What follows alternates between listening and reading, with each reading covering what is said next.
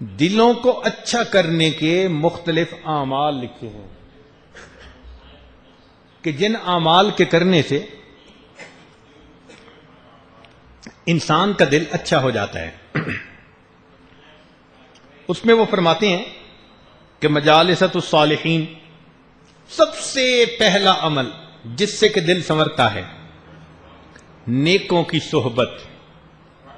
اللہ رب العزت نے بھی فرمایا کونوا مع الصادقین، کہ سچوں کے ساتھ ہو جاؤ. حدیث پاک میں ہے المرء علی دین خلیلہ فلینظر احدکم من یخالل، بندہ اپنے دوست کے دین کے اوپر ہوتا ہے. تو اچھی صحبت میں بیٹھنے والا یقیناً فائدہ اٹھا لیتا ہے، اور بری صحبت میں بیٹھنے والا یقیناً خسارہ پا لیتا ہے. پھر اس کے بعد فرمایا بر الوالدین، والدین کے ساتھ نیکی کا معاملہ کرنا. رب کریم نے بھی ارشاد فرمایا وبالوالدین احسانا، کہ تم اپنے والدین کے ساتھ حسن سلوک کا معاملہ کرو، حتیٰ کہ اگر وہ کافر اور مشرک بھی ہوں تو بھی ان کے ساتھ اچھے انداز سے زندگی گزارو. وصاحبہما فی الدنیا معروفا، دنیا کے معاملات میں ان کے ساتھ اچھائی کا معاملہ برتو. چنانچہ ایک بڑے بزرگ تھے جو صاحب دعا تھے، مستجاب الدعوات تھے. ایک بندہ بہت ہی پریشان حال تھا. اس نے سوچا کہ بھئی میں ان کے پاس جاؤں گا، سنا ہے کہ ان کی ہر دعا قبول ہوتی ہے. چنانچہ وہ کہنے لگا جی میں آپ کے گھر آنا چاہتا ہوں، میں آپ کو کچھ حالات سناؤں گا. وہ اسے لے کر گئے. جب وہاں گئے تو اس نے دیکھا کہ ان کے گھر کے اندر 2 سور بندھے ہوئے ہیں. بڑا حیران ہوا، اللہ کا ولی، اتنا مقام کہ مستجاب الدعوات، سور بندھے ہوئے ہیں. انہوں نے مہمان کو بٹھایا، پہلے ان سوروں کو جو ان کا دانہ تھا وہ ڈالا، پھر آ کر بیٹھ گئے. اس نے حالات بتائے اور بتا کر اس نے ان سے دعا کے لیے کہا. انہوں نے دعا کر دی.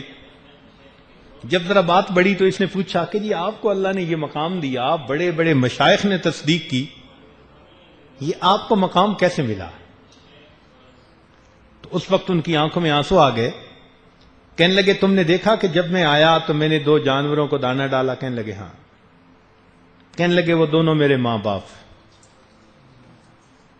لیکن ایک مرتبہ اللہ کی شان میں ان دونوں نے ایسا گستاخانہ کلام کیا کہ اللہ نے ان کی شکلوں کو مسخ کر دیا، ان پر اللہ کا عذاب آ گیا.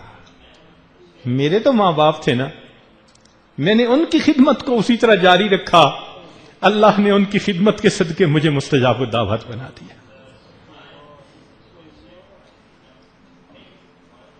آج کل کے نوجوان اپنے ماں باپ کو کچھ سمجھتے ہی نہیں ہیں.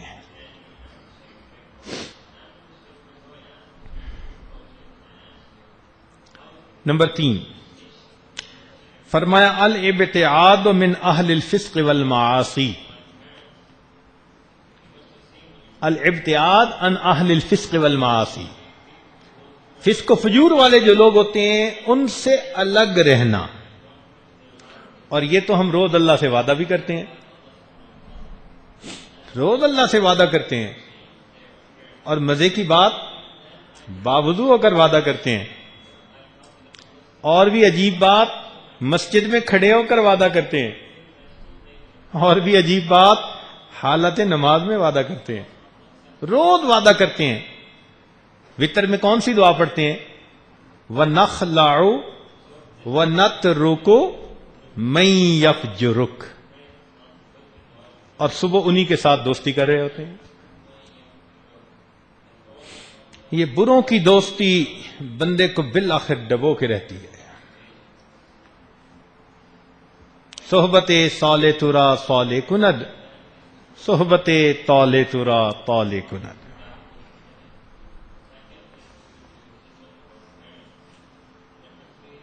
ہمارے علاقہ میں ایک بزرگ گزرے ہیں، انہوں نے پنجابی زبان میں بڑا عجیب کلام کیا ہے. سلطان العارفین ان کا نام. ان کا لقب تھا باہو، وہ اپنا لقب کرتے تھے شاعری میں. تو ان کا ایک عجیب مطلب اشعار ہیں. فرماتے ہیں نال کو سنگی سنگ نہ کریے تے کون نو لاج نہ لائیے ہو. ہم برے دوست کے ساتھ دوستی نہ لگائیں اور اپنے نسب کو دھبا نہ لگا بیٹھیں. نال کو سنگی سنگ نہ کریے تے کون نو لاج نہ لائیے ہو. کوڑے کھو کدی میٹھے نہ ہوندے بھاویں لکھ منا گڑ پائیے ہو. کڑوے کنویں ان کا پانی میٹھا نہیں ہوتا چاہے لاکھوں من اس میں تم جا کر گڑ ڈال دو. جب پانی نکالو گے نا تو نیچے سے پھر کڑوا ہی نکلے گا. کاواں دے پتر ہنس نہ بن دے بھاویں موتی چوگ چگائیے ہو. کہ کوے کا بچہ کبھی ہنس نہیں بن سکتا چاہے تم اسے موتی کی خوراک کیوں نہ کھلاؤ. سپاں دے پتر متر نہ ہوندے بھاویں چلیاں دودھ پلائیے ہو. اور سانپ کے بچے کبھی وفادار نہیں ہوتے چاہے تم اپنی ہتھیلی پہ لے کر اس کو دودھ کیوں نہ پلاتے پھرو. اور آخر پر فرماتے ہیں تم بے کدیں تربوز نہ ہوندے بھاویں توڑ مکے لے جائیے ہو.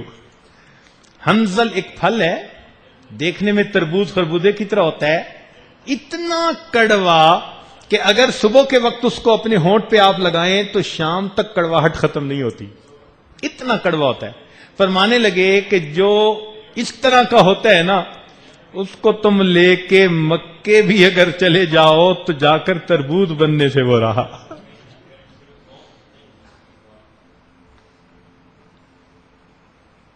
تو ان کے ساتھ اگر تو دعوت کا تعلق ہے پھر تو شریعت اس پر ثواب دے گی، ان کو اللہ کی طرف بلاؤ. اور اگر مدعو ہو کر جائیں اور انہی کے رنگ میں رنگنے کا مسئلہ ہو پھر شریعت کہتی ہے کہ ایک طرف رہو. چوتھا فرمایا زیارت القبور فإنها تذکر الآخرہ. قبور کی زیارت کرنا اس لیے کہ قبور کی زیارت سے انسان کو آخرت کی یاد آتی ہے، دل کی سختی دور ہو جاتی ہے. پانچواں النظر فی عواقب المفسدین. جو مفسد ہیں، بدکار ہیں، ان کے انجام پہ ذرا نظر دوڑائیے. اس لیے کہ جو انسان بدکاریاں کرتا ہے اللہ رب العزت اسی دنیا میں پھر اس کا انجام ویسے کر دیتے ہیں. اکل الحلال والابتعاد عن اکل الحرام والمشتبہ.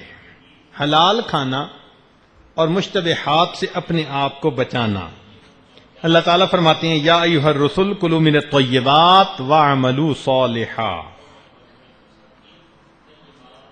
پھر فرمایا ساتواں تقلیل الاکل، تھوڑا کھانا. کلو وشربو ولا تسرفو، کھاؤ پیو مگر اسراف نہ کرو.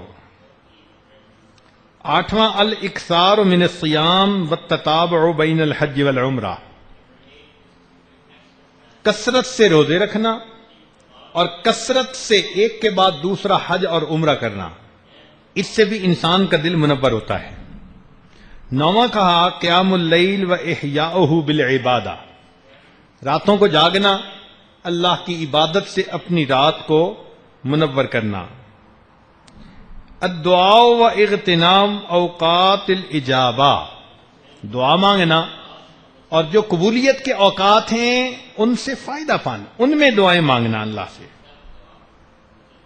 پھر الصمت عما لا یعنی، لا یعنی باتوں سے پرہیز کرنا، خاموش رہنا.